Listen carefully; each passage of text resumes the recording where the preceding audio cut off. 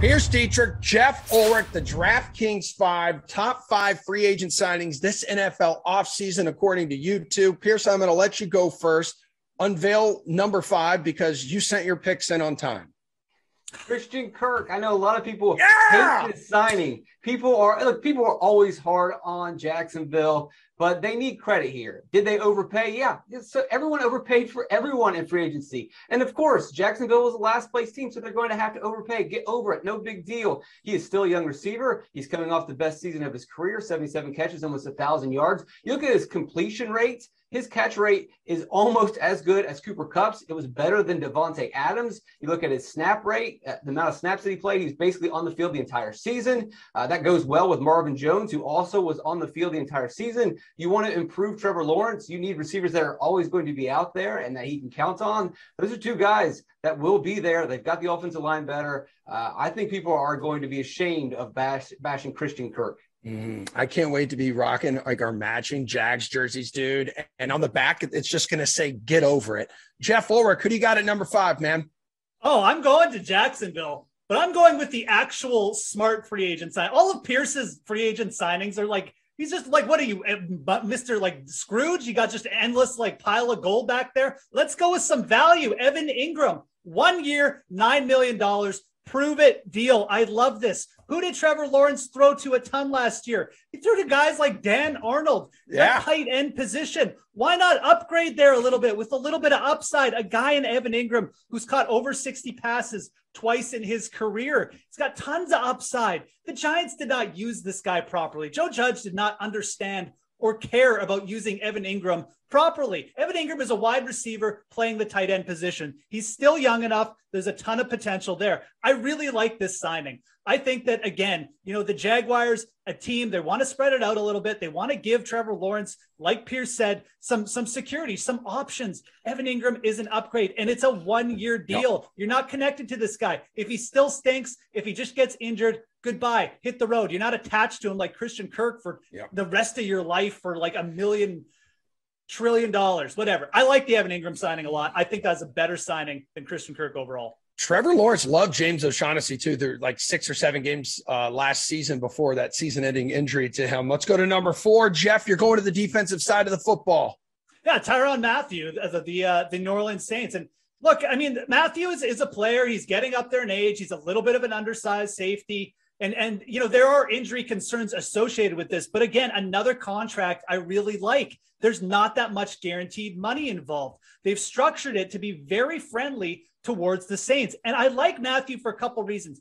He's one of those players, you go call him like a spike player. He's very good at doing certain things. He limits slot. He's very versatile. You can move him into the slot to cover, and he's very, very good at limiting yards per catch. The other thing is very good at creating turnovers. So, you don't have to rely on Tyrann Mathieu if you're the Saints. You've got a pretty solid defense already, especially in the secondary. But adding a guy like him, it can only give you upside. You're not going to be blowing teams out. Why not get a ball hawk like Mathieu back there, turn the tide of games once or twice a year? That could lead to 10 wins instead of 8. I think Mathieu is a difference maker. And again, I come back to contract here. Very smart move by the Saints, the way they structured it. I think it's a great free agent signing. 4th best free agent signing, in your opinion, Pearce? Terron Armstead. He didn't come cheap, but if you want the best lineman in the NFL, you're going to have to pay for him. And Miami was desperate to get the best lineman in the NFL. PFF had the offensive line ranked as the worst in the league. All kinds of pressure was constantly on Tua. Tua had to change his approach. The offensive game plan had to change based on that line. Now you got Armstead anchoring that offensive line. You get him some protection, and he can take advantage of all the new weapons that he has. All right, Pearson, at number 3, you're going with a former Jaguar. Yeah, Allen Robinson. This is it. Put up or shut up. He finally has a good quarterback. No more excuses. He's also going to be flanked by the best receiver in football, which means he's rarely going to deal with double coverage or bracket coverage. So he's got the quarterback. He's always going to have a preferred matchup. This could be a very scary offense from LA. And Geoff, at number 3, this is the least surprising thing ever from you. I'm going double QB here. We're going to give credit to 2 QBs who were signed in the offseason. 2 teams, Atlanta and Pittsburgh. Marcus Mariota, Mitch Trubisky. Give me the double, the double Mac deal. I haven't, the double Mitch deal, the double Marcus. I don't know, but we're going to call it the double QB play here. I like both these signings a lot for these teams. I don't love the fact that they wasted first-round draft picks on quarterbacks necessarily, just because I'm not sure of the upside with Kenny Pickett and Ritter yet. But I do like the fact that they brought Mariota, Trubisky, former first-round, former number 1 overall draft picks in on good contracts. Again, Mariota, like $6 million, like $5 million guaranteed. Mitch, $14 million over 2 years. There's nothing to lose with signing these guys. And there's a very good chance that a guy like Trubisky is going to be better than Kenny Pickett anyways. And guess what? If Pickett does need a year or some time to develop, or just falls on his face in training camp, Mitch Trubisky just sat behind Josh Allen, learning stuff. He's taken 2 teams to playoffs.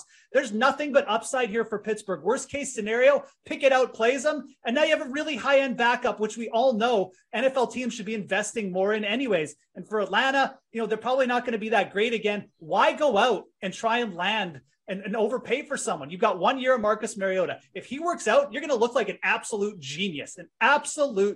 So I love both these signings. I think there's nothing but upside for both these guys, especially on the contracts that the team's got them for. All right, well, Geoff, at number 2, you're staying in Atlanta. You got a former Pro Bowler here. Casey Hayward, corner. I mean, this guy was absolutely unbelievable for the Raiders last year. He basically shut down one side of the field. He was very highly ranked in terms of like Pro Football Focus grades. And you just look at like the completion rate, what he did for the Raiders. It was really good. I know he's getting up there in age, but another contract where, like 11 million over 2 years. I mean, I was kind of shocked that nobody like sort of overpaid for Hayward and that Atlanta was able to get him for this cheap. Atlanta really hasn't had a good secondary for a while. I think this is smart in so many different ways. You get a veteran in there, still probably a couple years left. It's a spot of need for Atlanta. This Atlanta defense could actually surprise a little bit if Hayward stays and just produces anywhere near to what he did last year for the Raiders. So I really like this signing. And again, all my signings, I'm not just looking for guys in terms of, like they're great players. I want value. And I think the Atlanta Falcons got very good value with Hayward. All right, we got less than 2 minutes to go in the show here, Pearce. You're going to a defense that was already elite and maybe is even better after this addition. Von Miller. Now, he's not necessarily elite anymore, but he's still pretty good, and he's going to elevate this defense. And when we talk about intangibles, Von Miller has it. He's a winner. He's a veteran. He's going to bring a presence to this Buffalo team that they're lacking, right? They need that extra little edge to become Super Bowl champions, and that's what Miller brings. Yeah, whatever metric you want to look at, the Bills were likely number 1 in it last year. Okay, I'm being told we can actually go maybe a minute or two over the end of our typical show time. So take your time here, guys. Number 1 free agent signing this offseason, Pearce Dietrich. It is who and why? Well, it's not necessarily a who for one. It's 3 guys, the Cincinnati Bengals. What did we say about them last season? The offensive line killed that team. They were able to make it to the Super Bowl somehow, but they have addressed their biggest weakness. They brought in La'el Collins, they brought in Alex Kappa, and they brought in Ted Karras. If you look at their offensive line on the right side last season, center, right guard, right tackle, PFF rated those positions at 51, 48, and 58. They bring in Karras, a 72.8 PFF grade. Alex Kappa, a 72 PFF grade. La'el Collins, a 82 PFF grade.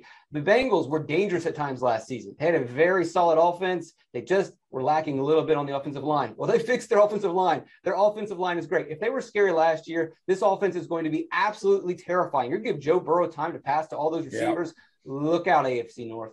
Yeah, imagine if he wasn't sacked 70 times total between the regular season and postseason last year. That was the 3rd most ever. Geoff, where are you going for your number 1 spot here, dude? I know I made fun of Pearce earlier about the Christian Kirk sign. If Pearce hadn't mentioned the Bengals O-line, I would have done it as well. It's true. It was a very smart move by them to get those 3 guys and 3 quality like O-linemen as well, in my opinion. So very good move by the Bengals. I'm going again. This is one of my favorite players, most underrated running back in the league, Chase Edmonds. All this guy has done is average 5 yards per carry over the last 3 seasons. He's a great receiver out of the backfield. He's averaged over 7 yards per reception, playing, in a limited role, not even limited, just like in a running back by committee role for the Cardinals. Now he gets signed by the Dolphins, who got him for $12 million over 2 years with like $5 or $6 million guaranteed. That's it.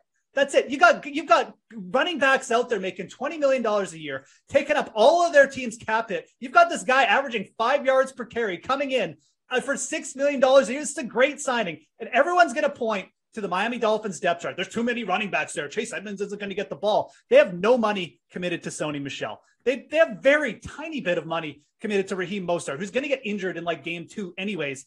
Gaskin, Salamed, like these guys they're just not as good as Chase Edmonds. Chase Edmonds is the guy the Dolphins have committed to. Quite frankly, he's the best all-around back they have anyways. I love this signing, like the player. I think he's actually going to be a very underrated player for fantasy this year. Let's go Chase Edmonds.